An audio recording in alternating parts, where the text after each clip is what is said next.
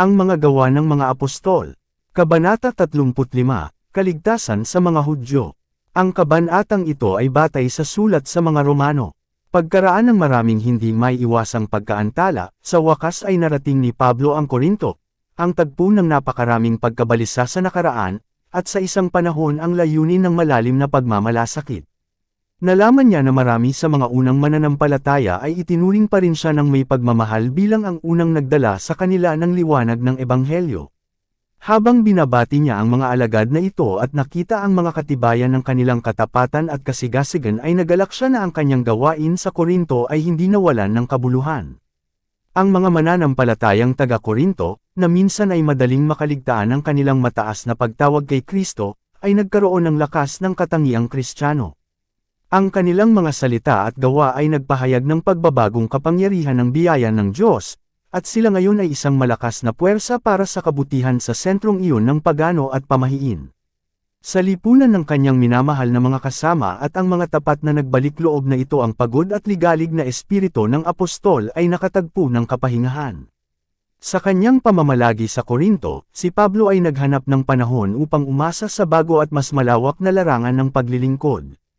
Ang kanyang pinag-iisip ang paglalakbay sa Roma ay lalong sumagi sa kanyang pag-iisip. Ang makita ang pananampalatayang Kristiyano na matatag na naitatag sa dakilang sentro ng kilalang mundo ay isa sa kanyang pinakamamahal na pag-asa at pinakamahalagang plano. Ang isang iglesia ay naitatag na sa Roma, at ninais ng apostol na matiyak ang pagtutulungan ng mga mananampalataya doon sa gawaing gagawin sa Italia at sa ibang mga bansa. Upang ihanda ang daan para sa kanyang mga gawain sa gitna ng mga kapatid na ito, na marami sa kanila ay hindi pa niya kilala, nagpadala siya sa kanila ng isang liham na nagpapahayag ng kanyang layunin ng pagbisita sa Roma at ang kanyang pag-asa na itanim ang pamantayan ng krus sa Espanya. Sa kanyang liham sa mga taga-Roma, inilahad ni Pablo ang mga dakilang alituntunin ng Ebanghelyo. Sinabi niya ang kanyang paninindigan sa mga tanong na bumabagabag sa mga simbahan ng mga Hudyo at mga Gentil, at ipinakita na ang mga pag-asa at mga pangako na minsan ay pag-aari lalo na sa mga Hudyo ay iniaalok na rin sa mga Gentil. Sa matinding linaw at kapangyarihan ay ipinakita ng apostol ang doktrina ng pagpapawalang sala sa pamamagitan ng pananampalataya kay Kristo. Siya ay umaasa na ang ibang mga simbahan ay matutulungan din ng pagtuturo na ipinadala sa mga Kristiyano sa Roma, ngunit gaano kadilim na nakikita niya ang napakalawak na impluwensya ng kanyang mga salita. Sa lahat ng panahon, ang dakilang katotohanan ng pagpapawalang sala sa pamamagitan ng pananampalataya ay tumayo bilang isang makapangyarihang tanglaw upang gabayan ang mga nagsisising makasalanan sa daan ng buhay. Ang liwanag na ito ang nagpakalat sa kadiliman na bumabalot sa isipan ni Luther at nagpahayag sa kanya ng kapangyarihan ng dugo ni Kristo na maglinis mula sa kasalanan. Ang parehong liwanag ay gumabay sa libu-libong kaluluwang nabibigatan sa kasalanan tungo sa tunay na pinagmumulan ng kapatawaran at kapayapaan. Para sa sulat sa simbahan sa Roma, bawat Kristiyano ay may dahilan upang magpasalamat sa Diyos. Sa liham na ito si Pablo ay nagbigay ng malayang pagpapahayag sa kanyang pasanin alang-alang sa mga Hudyo. Mula pa sa kanyang pagbabalik loob, hinanggad na niyang tulungan ang kanyang mga kapatid na Hudyo na magkaroon ng malinaw na pagkaunawa sa mensahe ng Ebanghelyo. Ang hangarin ng aking puso at panalangin sa Diyos para sa Israel ay, ang sabi niya, upang sila ay maligtas. Hindi ordinaryong pagnanais ang nadama ng apostol. Patuloy siyang nagsusumamo sa Diyos na magtrabaho para sa mga Israelita na nabigong kilalanin si Jesus ng Nazareth bilang ang ipinangakong Mesiyas. Sinasabi ko ang katotohanan kay Kristo, tiniyak niya sa mga mananampalataya sa Roma. Ang aking budi ay nagpapatotoo rin sa akin sa Espiritu Santo, na ako ay may malaking kalumbayan at patuloy na kalungkutan sa aking puso. Sapagkat aking ninanais na ang aking sarili ay sampain kay Kristo dahil sa aking mga kapatid, na aking mga kamag-anak ayon sa laman, na mga Israelita, na nauukol sa pag-aampon, at sa kaluwalhatian, at sa mga tipan, at sa pagbibigay ng kautusan, at sa paglilingkod sa Diyos, at ang mga pangako, kanino ang mga ama, at mula sa kanila ayon sa laman ay nanggaling si Kristo, na siyang nasa ibabaw ng lahat, ang Diyos na pinagpala magpakailanman. Ang mga Hudyo ay pinili ng Diyos, na sa pamamagitan nila nilayon niyang pagpalain ang buong lahi. Mula sa kanila ay nagbangon ang Diyos ng maraming propeta. Inihula ng mga ito ang pagdating ng isang manunubos na tatanggihan at papatayin ng mga dapat sana ang unang makakilala sa kanya bilang ang ipinangako. Ang propetang si Isaias, na tumitingin sa paglipas ng mga siglo at nasaksihan ang pagtanggi sa bawat propeta at sa wakas ay ang anak ng Diyos, ay nabigyang inspirasyon na sumulat tungkol sa pagtanggap sa manunubos ng mga taong hindi pa kailanman naibilang sa mga anak ni Israel. Sa pagtukoy sa hulang ito, ipinahayag ni Pablo, si Isaias ay totoong matapang, at nagsabi, "Ako ay nasumpungan ng mga hindi naghanap sa akin, ako ay nahayag sa kanila na hindi nagtanong sa akin." Ngunit sa Israel ay sinabi niya, "Buong araw ay iniunat ko ang aking mga kamay sa isang masuwen at mapagsalungat na bayan." Kahit tinanggihan ng Israel ang kanyang anak, hindi sila tinanggihan ng Diyos. Makinig kay Pablo habang ipinagpapatuloy niya ang argumento, "Sinasabi ko nga, itinakwil ba ng Diyos ang kanyang bayan? Huwag sana, sapagkat ako rin ay isang Israelita, sa binhi ni Abraham, sa lipi ni Benjamin. Hindi itinakwil ng Diyos ang kanyang bayan na dati pa niyang nakilala. Hindi ba ninyo alam kung ano ang sinasabi ng kasulatan tungkol kay Elias? Kung paanong namamagitan siya sa Diyos laban sa Israel, na nagsasabi, 'Panginoon, kanilang pinatay ang iyong mga propeta, at ibinagsak ang iyong mga dambana, at ako'y naiwang mag-isa, at hinahanap nila ang aking buhay.' Ngunit ano ang sinasabi ng sagot ng Diyos sa kanya? 'Ako'y naglaan sa aking sarili ng 7,000 lalaki, na hindi nagsiluhod sa larawan ni Baal.' Gayon din naman sa kasalukuyang panahon ay mayroong nalalabi ayon sa paghirang ng biyaya. Ang Israel ay natisod at bumagsak, ngunit hindi ito naging imposible para sa kanila na bumangon muli. Bilang sagot sa tanong na, natisod ba sila upang sila ay madapa? Ang tugon ng apostol, "Huwag nawa ang Diyos, kundi sa pamamagitan ng kanilang pagkahulog ay dumating ang kaligtasan sa mga Gentil, upang pukawin sila sa paninibugho." Ngayon, kung ang kanilang pagkahulog ay siyang kayamanan ng sanglibutan, at ang kanilang pagkaliit ay kayamanan ng mga Gentil, gaano pa ang kanilang kapunuan? Sapagkat ako'y nagsasalita sa inyo ng mga Gentil, yamang ako'y apostol ng mga Gentil, ay dinadakila ko ang aking katungkulan, kung sa anumang paraan ay mahikayat kong tularan ang aking mga laman, at mailigtas ko ang ilan sa kanila. Sapagkat kung ang pagkakatapon sa kanila ay ang pakikipagkasundo ng sanglibutan, ano ang magiging pagtanggap sa kanila, kundi ang buhay mula sa mga patay? Layunin ng Diyos na ang kanyang biyaya ay mahayag sa mga Hentil gayon din sa mga Israelita.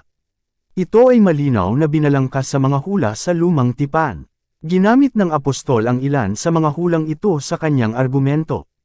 Wala bang kapangyarihan ang magpapalyok sa putik, ang pagtatanong niya, sa iisang limpak upang gawin ang isang sisidlan sa karangalan, at ang isa ay sa kasiraang puri? Paano kung ang Diyos, na ibig ipakita ang kanyang puot, at ipakilala ang kanyang kapangyarihan, ay nagtiis na may labis na pagpapahinuhod sa mga sisidlan ng puot na nababagay sa pagkawasak, at upang maipakilala niya ang mga kayamanan ng kanyang kaluwalhatian sa mga sisidlan ng awa, na kanyang nananguna ay naghanda sa kaluwalhatian, sa makatuwid bagay tayo, na kanyang tinawag, hindi lamang sa mga Hudyo, kundi pati sa mga Gentil. Gaya rin ang sinabi niya sa Oseas, "Tatawagan ko silang aking bayan, na hindi ko bayan, at ang kanyang minamahal, na hindi minamahal." At mangyayari, na sa dakong sinabi sa kanila, "Kayo'y hindi aking bayan," doon sila tatawaging mga anak ng buhay na Diyos. Tingnan ang Oseas Kapitulo 1 versikulo 10. Sa kabila ng kabiguan ng Israel bilang isang bansa, may nanatili sa gitna nila ng isang mabuting na labi sa mga dapat maligtas. Sa panahon ng pagdating ng tagapagligtas ay may mga tapat na lalaki at babae na tumanggap ng may kagalakan sa mensahe ni Juan Bautista, at sa gayon ay inakay na muling pag-aralan ang mga hula tungkol sa Mesiyas. Nang itatag ang sinaunang simbahang Kristiyano, ito ay binubuo ng mga tapat na Hudyo na kinikilala si Jesus ng Nazareth bilang isa na ang pagdating nila ay inaasam-asam. Ang nalalabing ito ang tinutukoy ni Pablo nang isulat niya, "Kung ang unang bunga ay banal, ang limpak ay banal din, at kung ang ugat ay banal, gayon din ang mga sanga." Inihalin tulad ni Pablo ang nalabi sa Israel sa isang marangal na puno ng olibo, na ang ilan sa mga sanga ay naputol. Inihalin tulad niya ang mga Gentil sa mga sanga mula sa isang ligaw na puno ng olibo, na inihugpong sa parent stock. Kung ang ilan sa mga sanga ay mabali, ang isinulat niya sa mga mananampalatayang Gentil, "At ikaw, na isang ligaw na puno ng olibo, ay inihugpong sa kanila, at kasama nila ay nakikibahagi sa ugat at katabaan ng punong olibo, huwag magyabang laban sa mga sanga. Datapwat kung ikaw ay nagmamapuri, hindi ikaw ang nagtataglay ng ugat, kundi ang ugat sa iyo. Sasabihin mo nga, ang mga sanga ay nanggabali, upang ako ay mais-anim, dahil sa kawalan ng pananampalataya sila ay nanggabali, at ikaw ay naninindigan sa pamamagitan ng pananampalataya. Huwag kang magmataas, kundi matakot, sapagkat kung hindi ipinagkait ng Diyos ang mga likas na sanga, mag-ingat ka na baka hindi ka rin niya patawarin. Tingnan mo nga ang kabutihan at kabagsikan ng Diyos, sa kanila na nahulog, kalubhaan, ngunit sa iyo, kabutihan, kung mananatili ka sa kanyang kabutihan, kung hindi, ikaw naman ay ihihiwalay. Sa pamamagitan ng kawalan ng pananampalataya at pagtanggi sa layunin ng langit para sa kanya, ang Israel bilang isang bansa ay nawalan ng kaugnayan sa Diyos. Ngunit ang mga sanga na nahiwalay sa parent stock ng Diyos ay nagawang makipag-ugnayan muli sa tunay na lahi ng Israel, ang nalabi na nanatiling tapat sa Diyos ng kanilang mga ninuno. Sila rin naman, ang pahayag ng apostol tungkol sa mga belang sanga na ito, kung hindi sila mananatili sa kawalan ng pananampalataya, ay dudugtong, sapagkat ang Diyos ay maaaring ay hugpong muli. Kung ikaw, ang isinulat niya sa mga Gentil, ay pinutol sa punong olibo na likas na ligaw, at inihugpong laban sa kalikasan sa isang mabuting punong olibo, gaano pa kaya ang mga ito, na mga likas na sanga, inihugpong sa sarili nilang puno ng olibo. Sapagkat hindi ko ibig, mga kapatid, na hindi ninyo maalaman ang hiwagang ito, baka kayo'y maging pantas sa inyong sariling mga pag-iisip, na ang pagkabulag sa bahagi ay nangyari sa Israel, hanggang sa ang kapunuan ng mga Gentil ay pumasok. At sa gayo'y ang buong Israel ay maliligtas, gaya ng nasusulat, sa sayon na tagapagligtas ay lalabas, at ihihiwalay ang kasamaan kay Jacob, sapagkat ito ang aking tipan sa kanila, pagka aking aalisin ang kanilang mga kasalanan. Kung tungkol sa Evangelyo, sila'y mga kaaway dahil sa inyo, datapwat tungkol sa pagkahirang, sila'y minamahal dahil sa Ama. Sapagkat ang mga kaloob at pagtawag ng Diyos ay walang pagsisisi. Sapagkat kung paanong hindi kayo nagsisampalataya sa Diyos noong unang panahon, gayon may nagkamit na ngayon ng awa sa pamamagitan ng kanilang kawalan ng pananampalataya, gayon din naman ang mga ito ngayon ay hindi nagsisampalataya, upang sa pamamagitan ng inyong kahabagan ay magtamo rin sila ng awa. Sapagkat sila'y kinulong ng Diyos sa kawalan ng pananampalataya, upang siya ay maawa sa lahat. O ang lalim ng kayamanan kapwa ng karunungan at kaalaman ng Diyos. Kay di masaliksik ang kanyang mga kahatulan, at ang kanyang mga daan ay hindi natutuklasan. Sapagkat sino ang nakaalam ng pag-iisip ng Panginoon?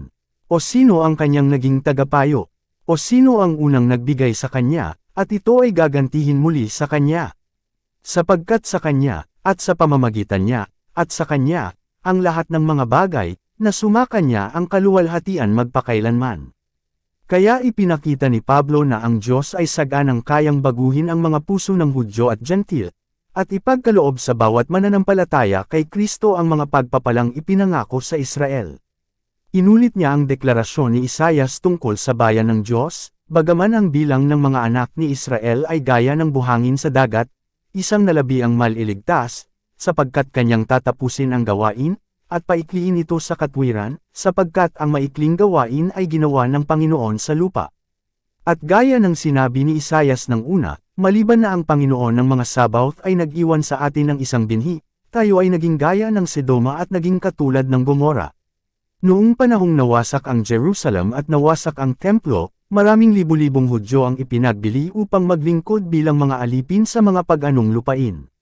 Tulad ng mga pagkawasak sa isang disyerto na baybayin sila ay nakakalat sa mga bansa. Sa loob ng 1800 taon ang mga Hudyo ay gumagala sa iba't ibang lupain sa buong mundo, at sa anumang lugar ay hindi sila nabigyan ng pribilehiyong mabawi ang kanilang sinaunang prestihiyo bilang isang bansa. Pinagmumura, kinasusuklaman, inuusig, mula siglo hanggang siglo ang kanila ay isang pamana ng pagdurusa.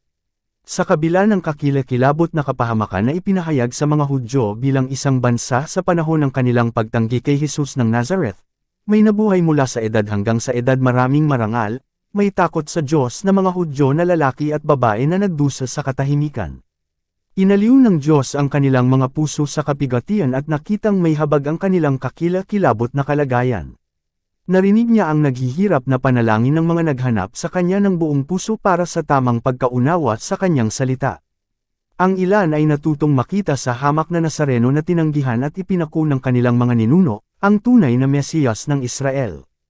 Habang nauunawaan ng kanilang isipan ang kahalagahan ng pamilyar na mga propesya na matagal nang natatakpan ng tradisyon at maling pagpapakahulugan, ang kanilang mga puso ay napuno ng pasasalamat sa Diyos para sa hindi masabi na kaloob na ipinagkaloob niya sa bawat tao na pinipiling tanggapin si Kristo bilang isang personal na tagapagligtas.